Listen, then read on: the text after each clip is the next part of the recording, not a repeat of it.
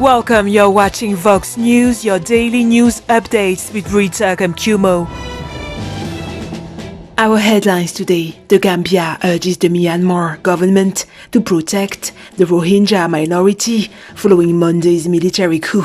MPs in the Democratic Republic of the Congo elect a close ally of President Félix Tshisekedi as new parliament speaker. Football fans celebrate Morocco's 4-0 win against host Cameroon, joining Mali in the final of the African Championship of Nations.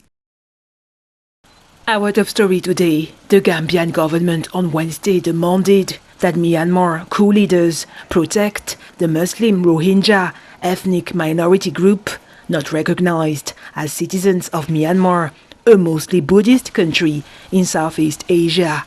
The Gambia, a predominantly Muslim nation, issued a statement expressing grave concern over the fact that the same military leadership that marginalized the Rohingya has now seized full control of the Myanmar government. The statement read, Banjul said it fears Myanmar coup leaders may launch another so-called clearance operation to rid the country of the approximately 600,000 Rohingya who survived the last round of human rights violence. Since August 2017, more than 700,000 Rohingya have taken refuge to neighboring Bangladesh, fleeing the violence caused by the Myanmar military and Buddhist militias. Liberia has finally paid up its late annual membership fee to the African Union. Monrovia confirmed the news on Wednesday, 5 months after the country lost its voting rights and was being downgraded to observer status. Liberia was suspended in September last year after failing to pay its $1.6 million debt accumulated over a period of 3 years up to 2020. The Liberian authorities said they are now ready to participate in an online summit scheduled this weekend. In the Democratic Republic of the Congo, MPs on Wednesday elected a speaker loyal to President Félix Tshisekedi, another step in the process of removing the allies of his predecessor, Joseph Kabila, from the control of the National Assembly. Out of 466 voters, Honorable Mboso Kodia Ponga received 389 votes. Mboso represents the vision of the head of state to bring together all the sons and daughters of the country, whatever their previous allegiance, to rebuild the country. 79-year-old Christophe Mboso is Parliament's oldest member. He left Kabila's FCC party in December last year to rally behind President Tshisekedi after he announced the end of the ruling coalition with supporters of his predecessor. We are in a process of change, and that change has called for the fall of the FCC office, and now is the stage for the new Sacred Union office to be set up. I am disappointed at first as a challenger for the petition of the National Assembly. I was invalidated. The thing was ratified by the Council of State. It's not that I accept it, but I suffer it. So I am disappointed because in most of the posts there were only single candidates. We came to ratify what has already been appointed somewhere. Unfortunately, we see that Felix is gradually fighting with his allies, his friends, and even his brother, because these are his words. He called him brother in his last speech, not his last, his penultimate speech of 2019. So in the new year 2020, he called him brother, but now we see that his brotherhood is breaking up. Mboso's election follows the dismissal of former Speaker Janine Mabunda 3 weeks ago and the resignation of Prime Minister Sylvestre Ilunga Ilunkamba last Friday, following a censure motion in Parliament. Both belonged to Kabila's camp. On the environment front, dozens of young volunteers in Senegal embarked on a mission to clean up their country's mangrove swamps on the occasion of the World Wetlands Day on Tuesday. There are many families who live off the mangrove swamp or the sea. In order to conserve species, we deemed it necessary to eliminate all plastic, because plastics are harmful to the environment. The cleaning operation was under the supervision of local environmental protection groups as well as water and forestry officials. With the current that comes from the north to the south, all the plastic waste from these villages will get caught up in the current and end up dumped on this island. The lack of a proper waste collection system is endangering the biodiversity of the Jol Fadjouf marine protected area, known for its sea turtles. When you look at these areas today, they are very polluted. With them being so polluted, the president made the zero waste announcement. President Macky Sall promoted the idea of a zero waste future in Senegal at the start of his second term in office. Zero waste means zero waste on the land, but also on the coast. So as our coastline is threatened with the waste, the mangrove swamp is threatened. We said to ourselves that we'll take advantage of this day to do the launch. The training will start next week, and we have a cohort of 50 young people who will train other 50 young people. And so, periodically, we think that each month we should be able to come and take the waste, but also pick up all the plastic to take to the factories that today in Senegal process it to produce power. You know, it's only by training people and making them want to take this kind of action independently that we will have won the fight. Having a cleanup every once in a while is good, but it's really only to set an example and show how you can make a place beautiful.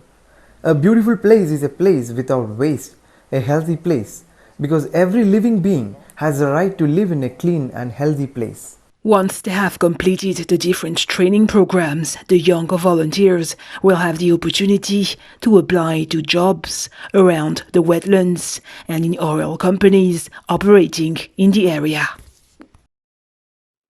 On the international scene, in the United Kingdom, British authorities announced on Wednesday that Britain has now passed the peak of the third wave of the coronavirus pandemic. Most of my colleagues think we are past the peak.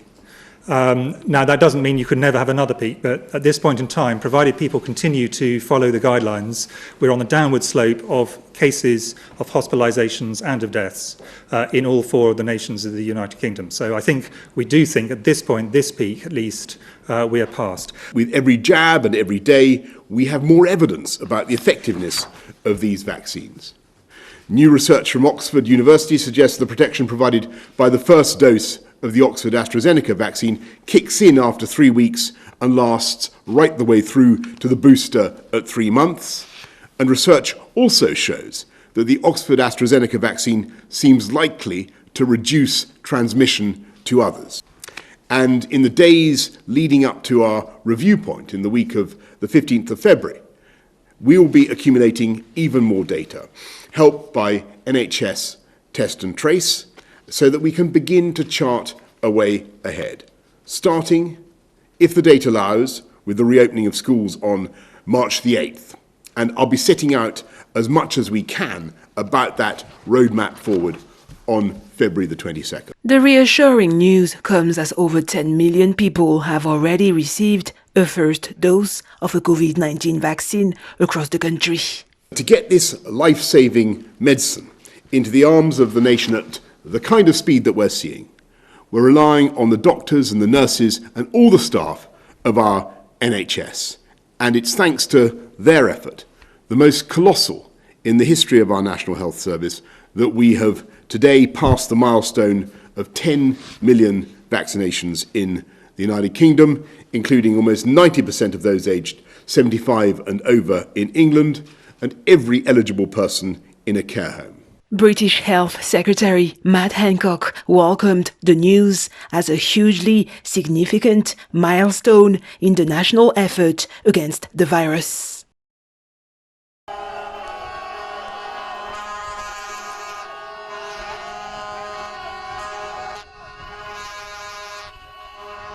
Morocco on Wednesday defeated host Cameroon 4-0 in the Cameroonian city of Limbe to join Mali in the final of the African Championship of Nations.